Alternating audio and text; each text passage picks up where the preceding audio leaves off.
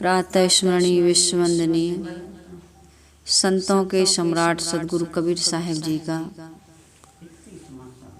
स्मरण करते हुए उनके पावन चरण कमलों में त्रिवार साहिब बंदगी करते हुए आइए संतों के सम्राट सदगुरु कबीर साहिब जी के मौलिक ग्रंथ रत्न बीजक से तीसरे प्रकरण ज्ञान 34 की आज 34वीं और अंतिम साखी। सदगुरु कबीर साहिब जी इस साखी में यह बता रहे हैं कि जीवन को क्षणभंगुर समझ करके पहले ही सावधान हो जाओ। किस चीज के लिए सावधान कर रहे हैं साहब? मानव जीवन को प्राप्त करके हमें जो दुखों की निवृत्ति करने का जो अवसर मिला है, यह अवसर नहीं चेतहु प्राणी, अंत कोई नहीं तेरा, बंदे कर ले आप निवेरा। कबीर साहब ने कहा है कि तू बंधनों में है, हम सब बंधन में हैं, सबके बंधन मान्यताएं अलग अलग, लेकिन हम सब बंधे हुए हैं। तो साहब कह रहे हैं बंदे, तुम बंधनों में माया का, मोह का, अनेक प्रकार की विषय वासनाओं का, मान्यताओं का तू गुलाम हो गया है।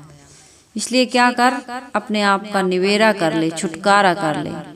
साहब कहते यह अवसर नहीं चेतहु प्राणी, हे प्राणी मनुष्य को कह रहा है, इस वर्तमान के सुनहरे समय में इस मानव जीवन में मोक्ष भूमिका में यदि तू नहीं संभला, यह अवसर नहीं चेतहु, चेत जा, सावधान नहीं हुआ, अंत कोई नहीं तेरा, अंत में तेरा कोई नहीं होने वाला है।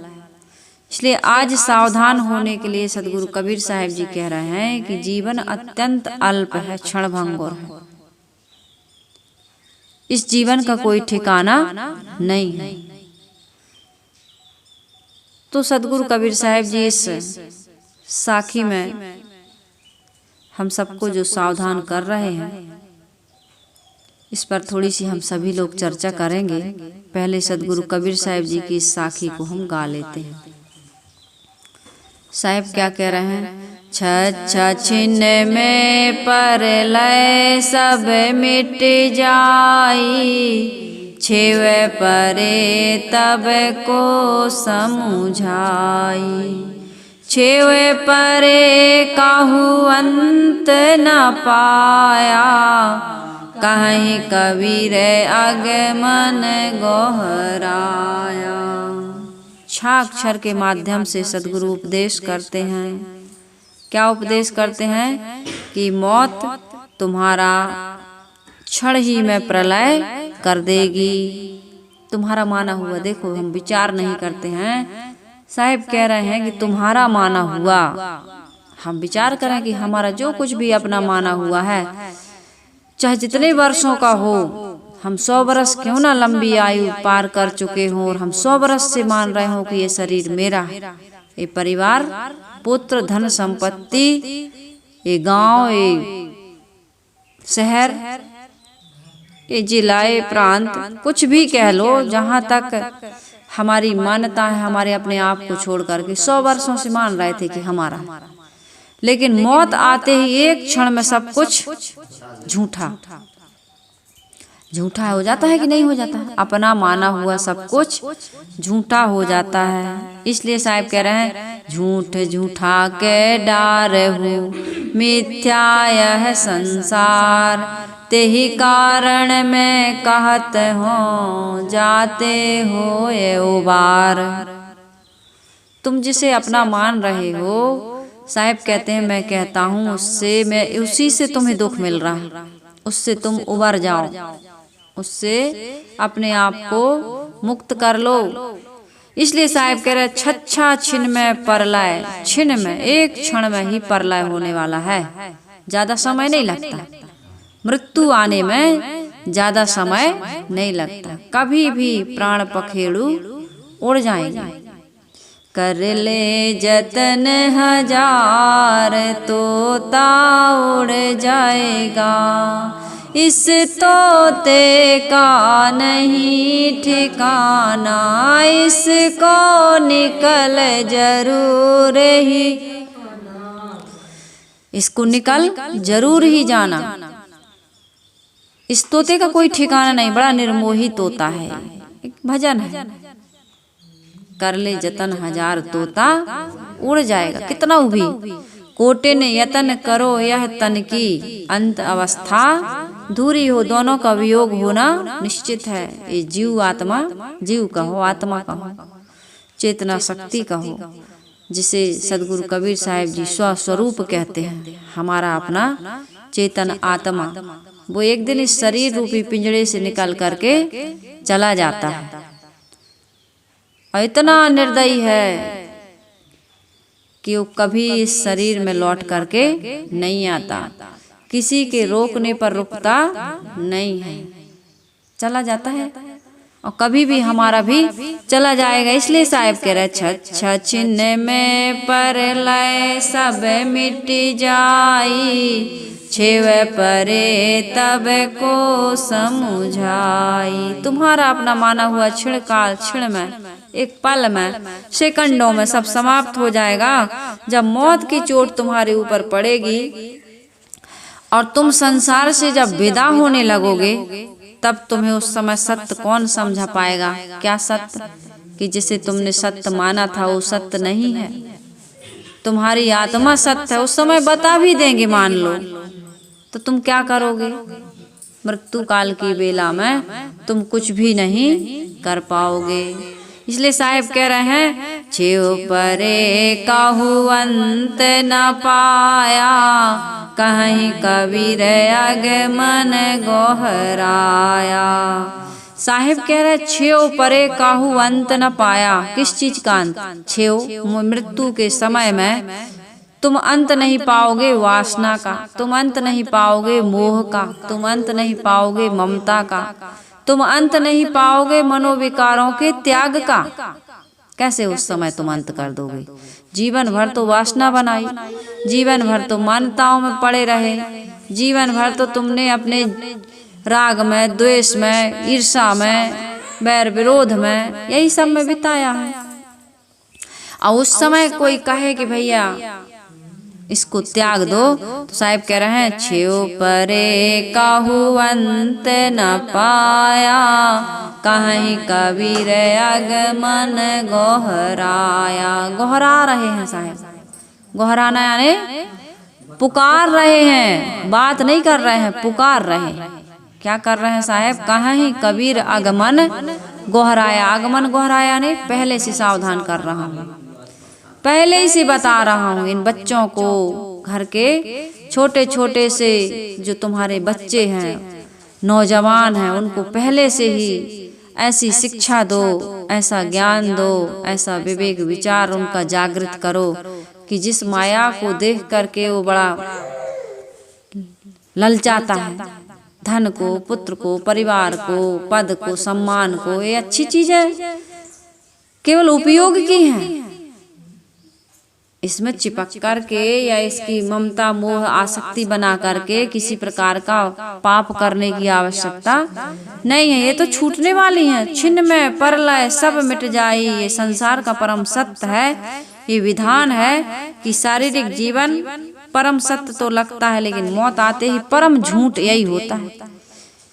इस शरीर को, इस शरीर की जो जरूरत के सामान है वो तो रहेंगे, तुम्हारे कपड़े कुछ दिन रहेंगे, तुम्हारे सामान कुछ दिन रहेंगे, लेकिन जीव निकलते ही तुम्हारा ये शरीर कुछ भी दिन, कुछ क्षण भी नहीं रहने देते। चलो भैया जल्दी करो, जल्दी करो। जो कोई आवे बेगी चलावे, पल एक रहन ना पाई हो। जो भी आएगा कहेंगे भैया कितना देर है यार, का हो रहा हो, जल्दी करो। कहते हैं कि नहीं? फोन लगा करके पूछते हैं, अच्छा ये बताओ कितने देर लगेगा, कितने बजे तक अर्थी उठेगी, वैसे आएंगे। तो ये सब है। साहिब कह रहे हैं तुम्हारे श्रद्धे माताजी हो, पिताजी हो, गुरुजी हो, कितना भी बड़ा विद्वान हो, पूज्य हो, महाराज हो, प्यारे से प्यारा पुत्र हो, प्रिय पत्नी हो, पुत्री हो, किसी का भी शरीर हो, जब जीव निकल जाता है तो लोग कहते हैं भैया हंसा तो निकल गया, अब मिट्टी पड़ी है, इसका जल्दी से क्रियाकर्म कर देना चाहिए। चलो, हम मोहवश व्यामोहवश संसार के प्राणी पदार्थों को अपना मानकर उनकी ममता किए रहते हैं, उनका इतना अहंकार करते हैं और इतना इतरा करके चलते हैं। साहब कहते हैं उसमें है ना, फिर उनका फूले फूले फूले और चलऊं का टेढ़े टेढ़े टेढ़े। साहेब कहते हैं चलऊं का टेढ़े टेढ़े टेढ़े, चलत डुलावत बाही हो वाला। गुरुदेव जी ने कबीर साहिब जी ने ये भी कहा है कि तुम बड़े आंख चमका करके, हाथ मटका करके और बड़ा सिर उठा करके चलते थे, जिस दिन जाओगे ना खपरिया में तुम्हें लठ मारेंगे, फोड़ेंगे मार मार के। नहीं फोड़ते हैं, हमारे ही अपने स्वजन, प्यारा बेटा अग्निदाह वही करेगा, तुम्हें आग भी लगाएगा और तुम्हारी खोपड़ी को भी फोड़ फोड़ के, टार खूर के, जरा के, बार के, और फिर वो राख भी नहीं बचने देंगे, ले जाके वहां बहुत दूर गंगा जी में ले आओ, अब तुम्हारा नामो निशान खत्म। तो ऐसा है, इसके लिए क्या अहंकार करते हो? श्वास निकलते ही अपना क्या रह जाता है? कभी उस जीव के बारे में, उस श्वास के बारे में, उस समय के बारे में, उस मौत के बारे में सोचते हो कि नहीं सोचते हो कि ऐसी भी घड़ी आएगी? उसको याद करो। अरे थी ये तेरी जिस दिन दुनिया से विदा होगी, जिस दिन तुम्हारी अर्थी दुनिया से विदा होगी, उस दिन क्या होगा?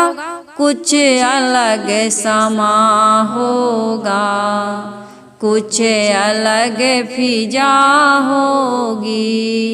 अरे थी ये तेरी जिस दिन दुनिया से विदा होगी। ऐसे ही थोड़ी गहमा गहमी होगी, ऐसे ही थोड़ी तुम अकड़ के मुर्दा अकड़ जाता है ना, वो तुम्हारा जलवा खत्म हो जाएगा। जो जलवा आज दिखा रहे हो ना, धन का, पुत्र का, परिवार का, वो सब समाप्त हो जाएगा। जो लोग अपने हैं, जिसे तुम अपना मानते हो, छुप छुप कर रोएंगे, आँखों की पुतली को आंसुअन से धोएंगे। शमशान घाट होगा, तेरी जलती चिता होगी। चिता को देख करके किस मोही मन का मोह नहीं टूटता है? ये तो दुख की बात है कि वो केवल चिता की आग को देखता है, तभी बस वैरागी होता है, जिसको कहते हैं मरघटिया ज्ञान। वहां जाकर के सब कहते हैं भैया देखो कुछ नहीं है यार, फालतू की लड़ाई झगड़ा, बैर विरोध, बिना मतलब के हमें सब लोभ लालच करते रहते हैं। अरे विषय वासना, प्रिय पत्नी, पुत्र, धन संपत्ति, कुछ अपना नहीं। बहुत प्रेम से जीना चाहिए, विनम्र होकर रहना चाहिए, त्याग वैराग से रहना चाहिए। कितनी अच्छी अच्छी भावना और विचार आते हैं, लेकिन ऐसा हमेशा बना रहे। इसलिए तो कहते थे तरुण सागर जी कि गांव में मंदिर नहीं, चौराहों पर शमशान होना चाहिए। मंदिर के दर्शन करने जाओ ना जाओ, वेद शास्त्र पुराण पढ़ो ना पढ़ो, गीता भागवत पढ़ो ना पढ़ो, लेकिन एक बार शमशान घाट के दर्शन जरूर कर आना। कभी अस्पताल जाना, वहां पर जाकर के देखना इस शरीर की क्या दुर्दशा होती है। मेरा निवेदन है कि जितने लोग इन विचारों को सुनते हैं, नेत्र दान कर दें, देह दान कर दें। इसको जलाने से अच्छा, गाड़ने से अच्छा है कि ये समाज के किसी काम आ सके। आंख वाले आंख निकाल के ले जाएंगे, किसी अंधों को रोशनी मिल जाएगी। और जो बच्चे जो डॉक्टरी सीखते हैं ना मेडिकल में, वहाँ पर बढ़िया से आपके शरीर से जो जरूरी अंग है वो निकाल करके रख देंगे और आपके शरीर से वो डॉक्टरी प्रैक्टिकल करेंगे, सीखेंगे कुछ। तो शरीर कितने मरने के बाद भी काम आ जाएगा। उसको जला देने के लिए थोड़ी है ये शरीर। अन्य देहधारियों के शरीरों की कितनी अच्छी अच्छी चीजें बन जाती हैं। हाथिन के दांत के खिलौना बने भांति भांति, सिंहों के खाल तपसीमन भाई है, मृगन के खाल को ओढ़त हैं योगी यति, और सामर के छेरी के खाल कछु पानी भर लाई है। बहुत अच्छा है, सुंदर, शायद सुंदर जी का है, किसका है, सुंदर दास हुए हैं, अच्छे कवि हुए हैं। तो इस शरीर के लिए मैं ये कह रही थी, शरीर की क्षणभंगुरता के लिए ये कह रही थी कि जो भी अपने होंगे कंधों पे उठाएंगे, इतना काम तो वो आ जाते हैं। 2 गज का लाल कफन इस तन पर उड़ाएंगे, इस तरह मुसाफिर सुन हर रस्म अदा होगी, अर्थी ये तेरी जिस दिन दुनिया से विदा होगी। एक दिन तुम्हारी अर्थी विदा होगी जरूर। कहते हैं तरुण सागर जी एक बात और कहते थे, इस पर खूब भजन भी चला है, खूब सुंदर सुंदर इसमें पॉइंट हैं कि अर्थी और डोली की मुलाकात हो जाती है।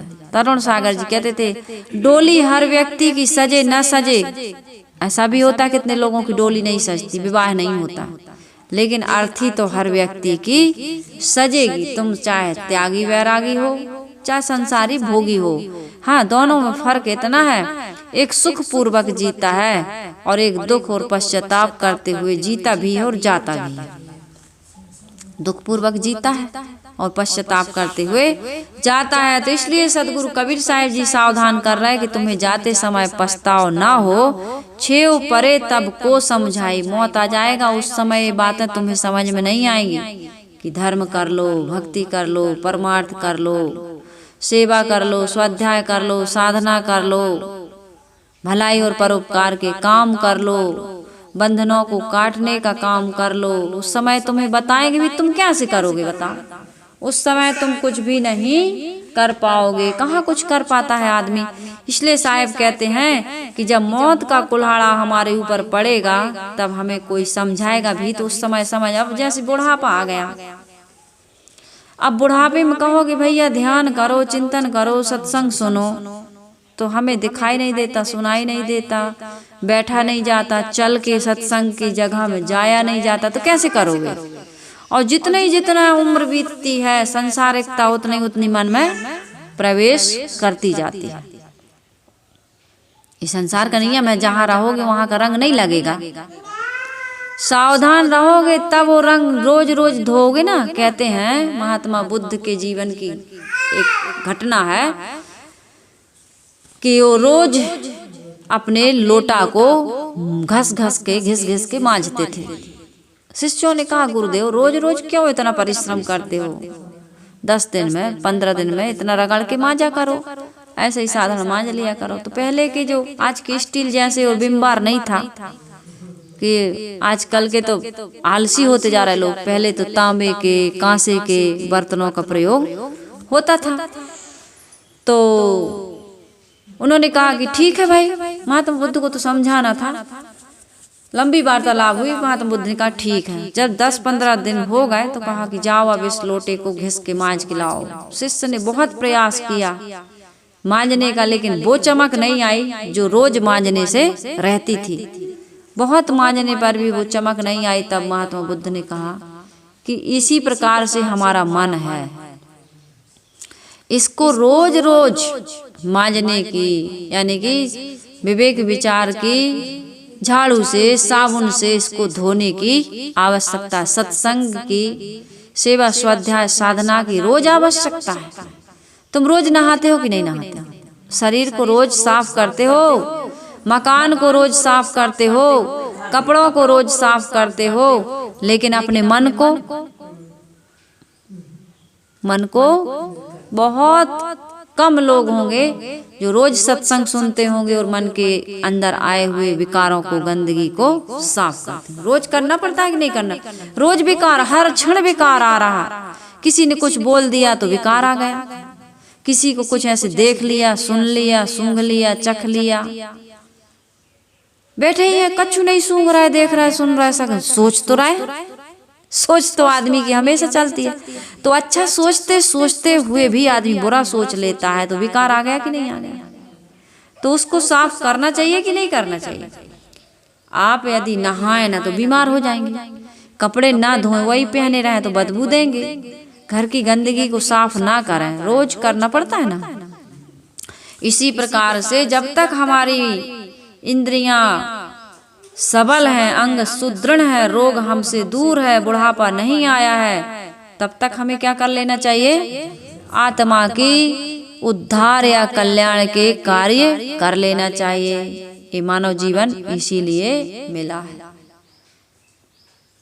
नर्तन पाए विषय मन देही, पलट सुधाते सठ विष लेही, यह तन कर फल विषय ना भाई, स्वर्गम स्वल्प अंत दुखदाई। ये तुम्हें स्वर्ग जैसा सुख लग रहा है ना, ये अंत में बड़ा दुख देगा। जब माता के गर्भ में से ही जीव का शरीर छूटने लगता है तब किस अवस्था का विश्वास किया जाए कि नहीं अभी तो हम अभी थोड़ी मरेंगे। हर आदमी के मन में ये रहता है कि अभी हम मरने वाले नहीं हैं। बूढ़ा भी कहता है अभी नहीं मरेंगे, जबकि बुढ़ापा सिंहनी के समान कुपित होकर के दौड़ा चला आ रहा है। जैसे सिंहनी होती है, शेर होता है, पता नहीं चलता कब बाल पक गए, पता चला कब दांत हिल गए, उखड़ गए, टूट के झड़ गए, पता चला सिकन आ गई, मोटी मोटी नसें दिखने लगी, कमर में दर्द हो गया, घुटने में दर्द हो गया, कुछ भी पता नहीं चल रहा है। काम वासना का स्मरण अपना विनाश है, ऐसा सोच करके हम कभी उससे घृणा नहीं करते। कितना भोगोगे काम वासना में, कब तक पड़े रहोगे। घृणित महाघृणित कार्य और उसी में आदमी आकंठ डूबा हुआ है। ईर्ष्या करना, निंदा करना, चिंता करना, ये अपना विनाश नहीं है तो और क्या है। काम वासना में पड़े रहना, संसारिक चीजों को जपना अपना विनाश नहीं है तो क्या है। इंद्रियों की लंपटता में पड़ा रहना अपना विनाश है। शरीर के लिए हमें रोटी की, कपड़ा की और मकान की थोड़ी मात्रा में आवश्यकता है। कब बुढ़ापा आकर के सामने खड़ा हो जाता है हमको पता नहीं चलता है। वन की भूमि है, रात का समय है, स्वच्छ चांदनी है, रमणीय प्यारे मित्र हैं, पत्नी का सुंदर साथ है, कितना आनंदमय लगता है। सुंदर युवती पत्नी यदि मीठे मीठे वचन बोले तो मन को हर लेती है। युवती स्त्री क्रुद्ध हो करके अभिमान में जब आंसू टपकाने लगती, रोने लगती है तो पुरुषों के मन को बड़ा अच्छा लगता है। बड़ा अहंकार से कहते हैं हमारे होते हुए तुम्हें रोने की क्या आवश्यकता है, हम तो हैं, तुम्हारे लिए कहो क्या चाहिए। और पत्नी को भी बड़ा अहंकार रहता है कि हमारा पति है, लेकिन 5 पति थे कि नहीं थे। तुम्हारा तो एक ही पति है। द्रौपदी के कितने पति थे? 5। और जब उनके ऊपर विपत्ति आई, रजस्वला अवस्था में खींच करके बाल पकड़ करके सभा में ले आए। पुरुषों की सभा जहाँ द्यूत कीड़ा हो रही थी, जुआ खेला जा रहा था, और उसने कहा कि इस अवस्था में मत ले जाओ, मैं एक वस्त्र से हूँ, मैं पुरुषों के सामने जाने की अवस्था में नहीं हूँ। स्त्रियां पहले अपने कक्ष से बाहर नहीं निकलती थी, है ना, लेकिन ले गए और कहे कि इसकी साड़ी निकाल दो, कपड़े उतार दो, नंगी कर दो, और कोई गर्दन उठा के भी नहीं देखा। कितनी कहते हैं जब सीता हरी गई या राजा दशरथ का मरण हुआ तब राम वहाँ 4 बेटे थे, लेकिन जब राजा दशरथ का मरण हुआ तब वहाँ पर एक भी था। तड़प के हाय राम हाय राम। दशरथ का मरण हुआ तब वहाँ 4 पुत्र नहीं थे। द्रौपदी की लाज का हरण हुआ, कहना चाहिए, चीर हरण हुआ तो लाज ही हरण हुआ। 5 पति उनका कुछ भी नहीं कर पाए। तो इस प्रकार से मैं ये कह रही कि विषी मन कभी नहीं चाहता है कि हमारे प्यारे जो भोग हैं, प्राणी हैं, पदार्थ हो, हमसे उनका वियोग हो या वे हमसे बिछुड़ जाएं, लेकिन ये तो होएगा ही। युवती स्त्री कुछ दिनों में बूढ़ी हो गई, उसको देखने का कभी मन नहीं करता। जो दिन हमें स्वर्ग जैसे लगते थे, थोड़े दिनों में कितने विकृत लगने लगते हैं। स्त्री का या पुरुष का शरीर नरक जैसे लगा। अपना शरीर लगता है, स्त्री पुरुष का तो दूर है, अपना शरीर नहीं लगता। लेकिन आदमी ऐसा, वही सुअर वाली कहानी कि बेटा अब तो भिष्ट ही खाने में आनंद आ रहा, मत मारो हमें। जो रात में सौम्य लगती है, सुबह जो सूर्य निकलता है कितना सुंदर लगता है, और शाम को भी अच्छा लगता है, लेकिन दोपहर में अनसुहाता लगता है, आदमी अंदर घुस जाता है, बड़ी तेज धूप है।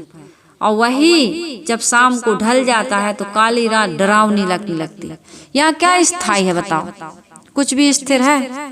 कल मेरे पास एक साहिब जी का फोन आया, बोले आपकी उम्र कितनी है? मैंने बताया, कहे मैंने कहा आप बताइए, कहे हम दोनों की सेम है। कहे देखो सुमेधा, इतने जल्दी सुमेधा साहब देखो अपना इतना आधा जीवन बीत गया, ये 100 वर्ष जिएंगे तो बाल पक गए, पता ही नहीं चलता है। मैं घर गया था जन्मभूमि, तो वहां पर भाई की बहू के बच्चे, उनके बच्चे, बहू कहने लगी जाओ दादाजी के पास, तो मुझे एकदम बुरा लगा। बोले कि दादाजी के पास जाओ, मैं दादा बन गया। अच्छा नहीं लगा मुझे सुन करके, सचमुच में हम लोग दादा बन गए। मैंने कहा हमारे यहाँ भी है भाई की नातनी, और उसकी बहू ने एक दिन मुझे भी कहा कि जाओ बुआ दादी के पास, तो मुझे भी लगा कि अरे मैं दादी बन गई। तो हमको पता नहीं चलता कब बुढ़ापा आ जाता और मौत भी चुपके से आ जाती है, हमको पता नहीं चलता। इसलिए भाई क्या करना चाहिए हमको, सावधान हो करके अपने जीवन में शांति पूर्वक, सुख पूर्वक और निर्मलता पूर्वक, पवित्रता पूर्वक, वासना के त्याग कर देने पर सुवस्था पूर्वक जीने का काम करना चाहिए। बच्चा रोने लगा, ले जाओ, तो संस्कार मिलेगा उसको, अच्छी बात है, जाओ बंदगी करके चले जाओ। हाँ, तो क्या मैं ये कह रही थी कि छच्छा छिन में परलय सब मिट जाई, और छेव परे काहू, छेव परे तब, छच्छा छिन में परलय सब मिट जाई, छेव परे तब को समझाई, छेव परे काहू अंत न पाया, कहीं कबीर अगमन गोहराया। पहले से सावधान हो जाओ, वासना का अंत कर देना, जीवन को स्वर्गमय, सुखमय, आनंदमय एवं मुक्त बनाना है। जीवन में ही उपासना, भक्ति, विवेक, वैराग्य आदि साधनों से वासना का त्याग किया जा सकता है। मरने के बाद ये काम होने वाला नहीं है। वासना से परे जीवन कैसा जीवन होता है? सारे आग्रहों से रहित हो जाता है, जिसमें सभी वासनाओं का त्याग हो गया। उसका जीवन मानसिक पीड़ा से, टीस से, असंतोष से, अभाव से मुक्त हो गया। फिर वह कैसे रहता है? आनंद समुद्र के लहर अगाधा, बसे आनंद अटारी, सोजन सदा आनंदा। सदा सदा के लिए फिरे नहीं कि पति तो नहीं नाराज हो जाएगा, बेटा तो नहीं विमुख हो जाएगा, अमुक भोग छूट तो नहीं जाएगा, टूट तो नहीं जाएगा, विनाश तो नहीं हो जाएगा। ये शरीर का भी उसको भय या मोह नहीं होता है। शरीर का तो काम ही है एक दिन नाश होना। हर मानव के जीवन में यही प्रबल इच्छा रहती है। क्या इच्छा रहती है? कौन सी प्रबल इच्छा है? अरे बुढ़ापा नहीं, बुढ़ापा अच्छा हो नहीं, हमारे जीवन में सदा आनंद बरकरार रहे। मेन चीज तो ये है। यदि धन चाहते हैं तो सुख के लिए विवाह करते हैं, बच्चे पैदा करते हैं, या किसी पद प्रतिष्ठा पर पहुंचने के, कुछ भी पाने के लिए सुख ही की भावना से तो करते हैं। तो यहाँ पर ये कह रहे हैं कि भाई हम सदैव आनंदित रहें, पूर्ण सुखी रहें। हर मनुष्य की ये प्रबल इच्छा है। परंतु जो सुख एवं आनंद एक रस निरंतर तथा स्थायी हो, वह विषयों के संयोग से थोड़ी है। विषयों के संयोग से एक रस स्थायी सुख मिलने वाला, विषयों के संयोग से उत्पन्न होने वाले सुख कैसे हैं? क्षणिक, अल्प सुख, दुख आदि अंता। इनमें राग बना करके क्या होगा भाई? पीछे दुख आएगा। वही ओ मेरे पहले की याद है, उन्हीं को लेके अच्छा लग रहा है। एल्बम देखते हैं लोग, यदि शादी की कैसेट बनी तो लोग उसको चला करके देखते हैं। वो पुरानी याद सब बार बार उसको दोहराते रहते, याद करते हैं, अरे उसकी चर्चा भी करते हैं। अरे हम लोग बूढ़ों के पास वही चर्चा होती है, कितना बताएं। तो इस प्रकार से उनमें राग बनाकर पीछे दुख होता है। स्थायी सुख और आनंद तो विषयों के परे है। हमारे जीवन में मन में जो वासनाएं हम बना रहे हैं उनको निकाल दो, तब हम और आप सदा सदा के लिए सुखी हो जाएंगे। कुछ भी भूत या भविष्य के बारे में सोचना बंद कर दो। आज वर्तमान में जो है उसमें अपने मन को मुक्त करके जियो।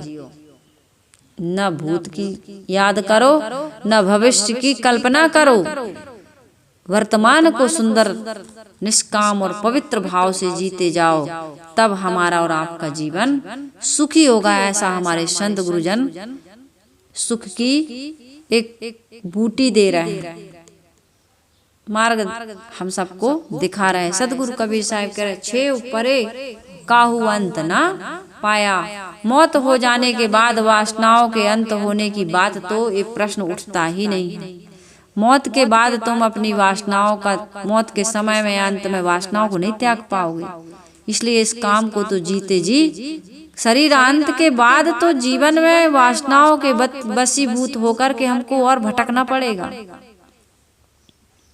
भटकना पड़ेगा कि नहीं भटकना पड़ेगा।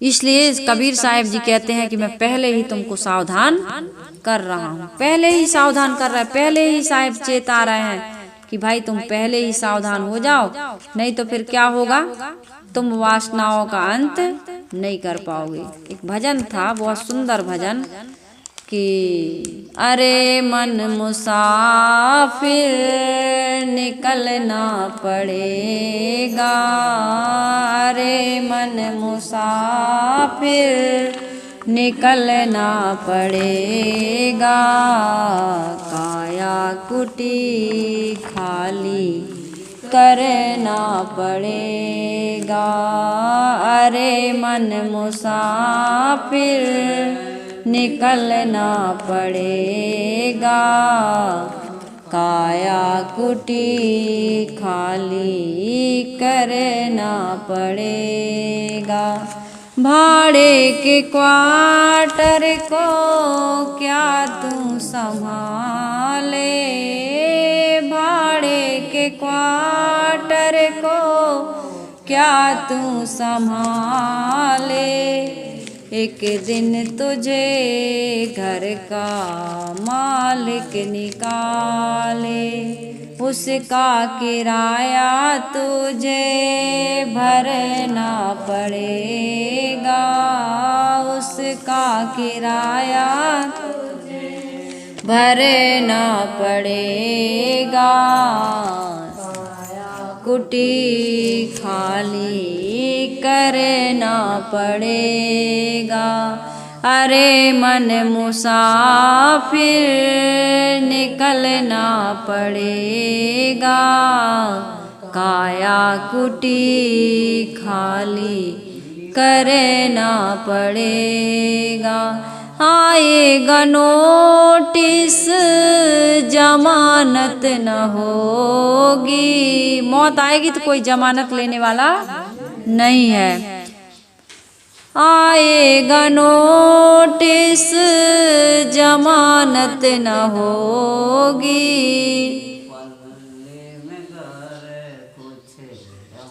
वाह कितना बढ़िया याद है। देखो माता जी को याद है, आप लोगों को याद नहीं है। पल्ले में मगर कुछ अमानत न होगी, तुम्हारी गांठ में कोई अमानत लेके तुम नहीं जाओगे, फिर कैद होकर तुझे चलना पड़ेगा, वासनाओं में बंद करके जाओगे, मुक्त होके थोड़ी जा रहे हो। काया कुटी खाली करना पड़ेगा, अरे मन मुसाफिर निकलना पड़ेगा, काया कुटी खाली करना पड़ेगा। मेरी न मानो यम राज तो मनाएंगे। हमारी ना मानो, गीतानंद जी कह रहे हैं हमारी ना मानो, एक दिन यमराज तो तुम्हें मनाएंगे ही।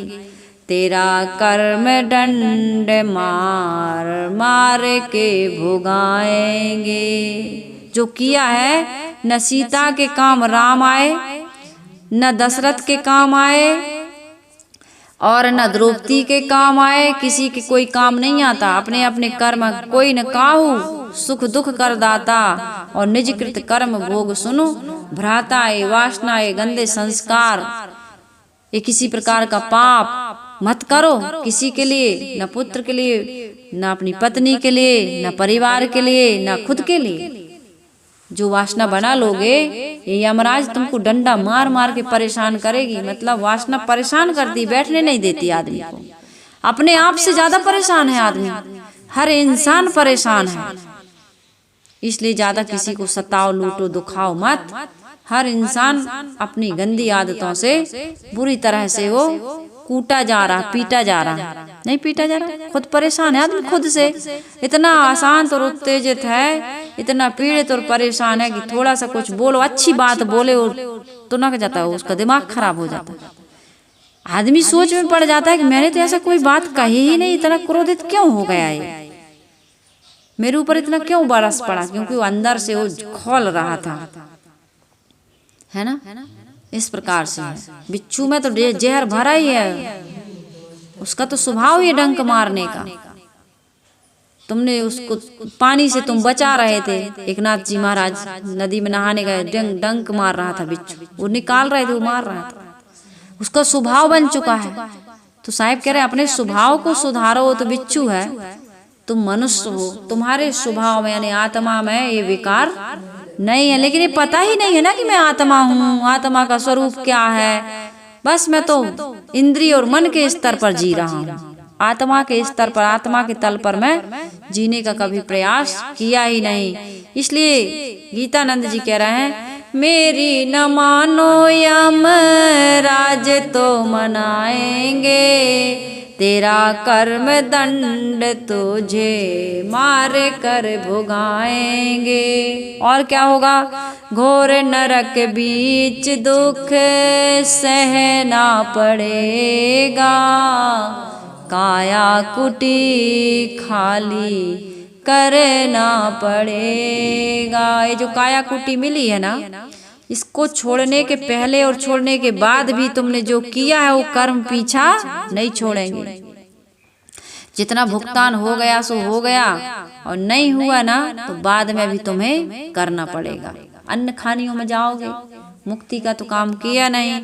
कहे गीतानंद फिर फिरेगा तू रोता, और लख 84 में खाएगा गोता। भोग भूमिका में चला जाएगा, सुअर बन गया तो भेष्ठा खाएगा, क्षुद्र कीड़ा बन गया तो नाली में पड़ा रहेगा, है ना। कितनी सारी योनियां हैं, दुखी है, भयभीत है, भोग योनि में पड़ी है। वहाँ भजन भक्ति साधन सत्संग या ये डल्लप का गद्दा मिलने वाला है, एसी रूम मिलने वाला नहीं है। भूखे प्यासे हो तो तड़प के मर जाते हैं, कितने ठंड में, कितने उनके इतने पक्षी, इतने जीव जंतु मर गए। तुम तो रजाई के अंदर में सो जाते हो, ठंड में कितने जीव जंतु अकड़ के मर जाते हैं। कहेंगी तनंद फिर फिरेगा तू रोता, लख 84 में खाएगा गोता। और सबसे बड़ा दुख क्या है पता है, फिर जन्म ना मरना पड़ेगा, फिर जन्म ना मरना पड़ेगा, काया कुटी खाली करना पड़ेगा। रे मन मुसाफिर निकलना पड़ेगा, काया कुटी खाली करना पड़ेगा। रे मन मुसाफिर, खुद को समझाओ, मन को समझाओ कि तू मुसाफिर है, तू इस काया कुटी में कुछ दिन के लिए श्वासों का किराया दे करके रहने आया है।